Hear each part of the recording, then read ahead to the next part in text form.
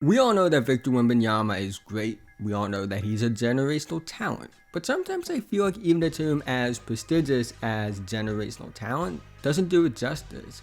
I'm not exaggerating when I say I've never seen anything like this. I don't know if I'll ever see anything like this again. We've seen great players enter the NBA in the past, and we'll continue to see great players enter the NBA in the future. But I've never seen anything like this. I've never seen a player where every single aspect of that player feels unrealistic, despite the fact it's the reality of the situation. And even though he has one game left to play, I don't need to wait to explain the obvious. Because Victor Wembanyama rose to superstardom in only 71 games. But quickly, before we go any further, if you're new and like basketball, I'd really appreciate if you would like, subscribe, and hit the notification bell. I'm notified whenever I release a video. I make videos about basketball all the time, and liking and subscribing are the two best ways can help me on the YouTube algorithm, help support the channel, and help me reach my goal of 10,000 subscribers by the end of the playoffs. Let's try and get 100 likes on this video so YouTube will recommend to others. Anyways, let's talk about this dude.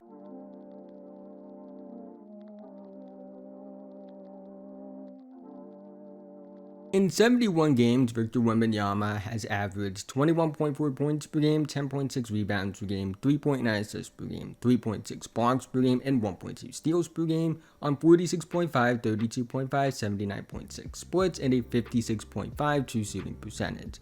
Oh, and he did this in under 30 minutes per game.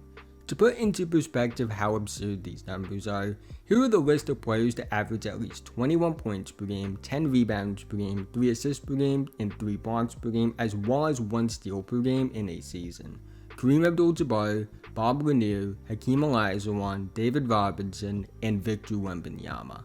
He's also the only player to do this in under 36 minutes, let it alone under 30 minutes per game. He put up numbers that only Hall of Fame players have put up, 3 of which have won at least 1 MVP.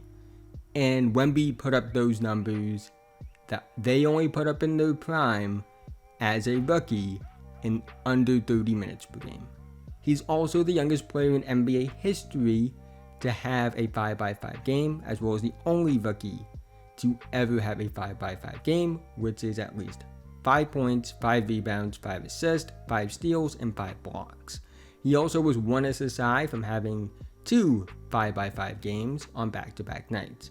He had a 40-27 game against the Knicks, who were a top 10 defense in the NBA, a 10-block game in under 30 minutes, where he also had 27 points and only missed 4 shots, a game where he had 9 blocks along with 23 points, 15 rebounds, and 8 assists against the defending NBA champions, another triple-double where he had 10 assists, 0 turnovers, a 33-point, 18 rebound, 6 assist, 7 block game against the Sixers, and a 29-point, 9 rebound, 4 assist, 4 block game against the best defense in the NBA in the Minnesota Timberwolves. These are just a handful of absurd games Wemby has had as a rookie. And mind you, he spent a decent amount of games this season on a minutes restriction. Wemby showcased massive strides offensively as the season went along. He's always had the skill, his handle is legit, the creation intangibles are instinctual, and can also do the big man stuff as well. But he did take a few games to adjust. However, as the months went on, it got better and better. The game began to slow down for him, his playmaking and creation flashes were turning into substance, and his offensive strides in 71 games is unheard of. He went from promising potential to legit substance to one of the most dominant players in the league in one season. For most top picks, that's something you expect to see over the course of 3 to 5 seasons. He did it in 71 games. He had his ups and downs like all rookies do, there's no doubt about that, but the dominance outshined the low points significantly, and even in games where he wasn't the best offensively, he would still have like 7 blocks. But with the offense in particular, he proved time and time again to be dominant.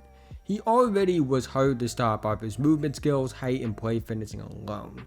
Then you had a handle, creation ability, and jump shooting as a scorer with real ability as a high field playmaker, and it's something out of a video game.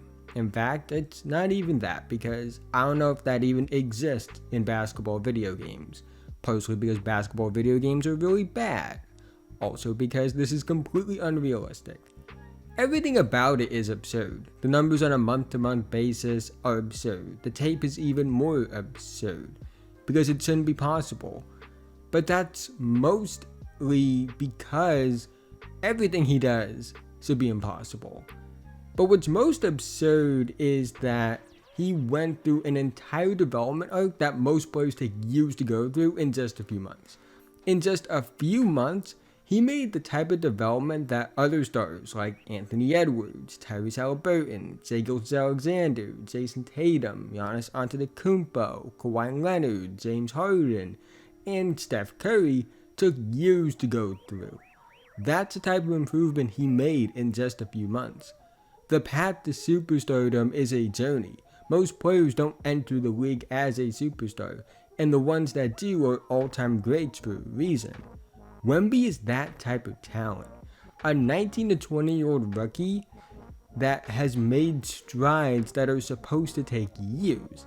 And I guess it's fitting that a player that's already completely unrealistic compared to NBA standards would make strides in their development that are also completely unrealistic. Victor Wembanyama is already the best defensive player in the NBA right now, and I don't feel uncomfortable saying that. He passes all the tests: base stats, advanced stats, and eye test. He passes all of them with flying colors. He led the NBA in rookies as a block, the first to ever do that, and he did it in under 30 minutes per game while being the only player in the entire league to average over 3 blocks per game. While he won't likely win Defensive Player of the Year because the Spurs were awful this season, he had a Hall of Fame impact on defense. The Spurs had the 8th best defensive rating in the NBA when he was on the court. They had the 29th ranked defensive rating in the NBA when he was off the court. And the scary part is, he's still figuring it out. It's only going to get better from here. He's already the best defensive player in the NBA right now, simply by being on the court and moving around. He's already just that good. He affects every play. Teams actively try to avoid him, and he's still uber productive defensively. He breaks all conventional logic for what should be considered open on a shot attempt. And the thing is, he still has a ton of room to grow. His defensive positioning can get better. His reaction time can get better. Those things are true. But the fact that he's already the best defensive player in the NBA right now, despite the fact that he has these flaws, is terrifying. Because I can only imagine what it's going to look like when he does improve his defensive positioning and he does improve his reaction time. Because when he does that, he's going to have a massive gap between himself and the second best defensive player in the league, and it's going to be astronomical.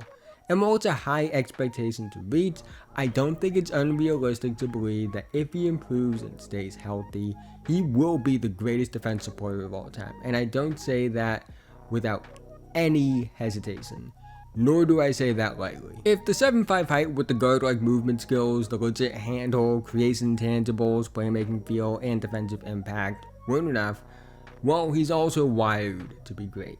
This isn't something that is necessarily tangible, but when you watch the NBA for long enough, you can tell when a player has what it takes when you watch them play.